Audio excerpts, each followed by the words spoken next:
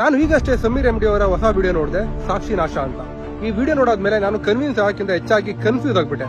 ಯಾಕಂತಂದ್ರೆ ಸಮೀರ್ ಅವರು ಹೇಳ್ತಾರೆ, ವಾರಿಜಾ ಅವರು ಸೌಜನ್ಯನ 5 ಜನಗಳ ಜೊತೆ ಒಂದು ಫಾರ್ಮ್ ಹೌಸ್ ಅಲ್ಲಿ ನೋಡ್ತಾರಂತೆ.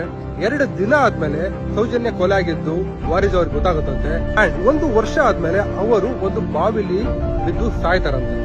ಸೊ ನನ್ನ ಪ್ರಶ್ನೆ ಇಷ್ಟೇ, ವಾರಿಜಾ ಅವರು ಅವ್ರನ್ನ ನೋಡಿದ್ದೇ ಆಗಿದ್ರೆ ಈ 5 ಜನ 1 ವರ್ಷ ಆದ್ಮೇಲೆ ಸಾಯಿಸಿದ್ರು, ಮುಂಚೆನೆ ಸಾಯಿಸಬಹುದಿತ್ತಲ್ಲ. ಸಾಕ್ಷಿನ ಅವ್ರ ಕಣ್ಣಲ್ಲೇ ನೋಡಿದಾರಲ್ಲ. ಎರಡನೇದು, ಈ ತರ ವಾರಿಜಾ ಅವರು ಸೌಜನ್ಯನ 5 ಜನ ಜೊತೆ ನೋಡಿದರೆ ಅಂತ ಸಮೀರ್ಗೆ ಗೊತ್ತಾಯ್ತು. ಸಮೀರ್ ಯಾರು ಹೇಳಿದ್ರು? ನಂಗೆ ಅರ್ಥ ಆಗ್ತಾರೆ ಇದು. ಸಮೀರ್ ಯಾರೋ ಒಬ್ರು ಹೇಳಿರ್ಬೇಕಲ್ವಾ. ಸೊ ಇದ್ರ ಬಗ್ಗೆ ಮಾತಾಡಕ್ಕೆ ಅಂತ ನಾನು ಹೊಸ ಚಾನಲ್ ಕ್ರಿಯೇಟ್ ಮಾಡಿದ್ದೀನಿ, ತಾರೇಶ್ ರಿಪೋರ್ಟ್ ಅಂತ. ಅಲ್ಟಿಮೇಟ್ಲಿ ಸೌಜನ್ಯಗೆ ನ್ಯಾಯ ಸಿಗಬೇಕು, ಸತ್ಯಕ್ಕೆ ಜಯ ಆಗ್ಬೇಕು. ಅಂಡ್ ಇನ್ನ ಒಂದ್ ಮಾತು, ಈ ತರ ಮಾತಾಡಕ್ಕೆ ಎಷ್ಟು ಪೇಮೆಂಟ್ ತಗೊಂಡೆ ಅಂತ ನೀವೆಲ್ಲ ಕೇಳ್ತಿರ್ಬೋದು. ಆ ತರ ಪೇಮೆಂಟ್ಗೋಸ್ಕರ ನಾನು ವಿಡಿಯೋಸ್ ಮಾಡ್ತಿದ್ರೆ ಬೆಟ್ಟಿಂಗ್ ಆಪ್ ನ ಪ್ರಮೋಟ್ ಮಾಡಿ ನಾನು ಕೋಟ್ಯಾಂತರ ರೂಪಾಯಿ ದುಡಿಯೋದಾಯ್ತು. ಈ ಕೇಸ್ ಬಗ್ಗೆ ಇತ್ತೀಚೆಗೆ ಆಗ್ತಾ ಇರೋ ಡೆವಲಪ್ಮೆಂಟ್ ಗಳನ್ನ ನೋಡಿ ಈ ತರ ಪ್ರಶ್ನೆಗಳನ್ನ ನಾನು ಕೇಳಬೇಕು ಅಂತ ಅನಿಸ್ತು.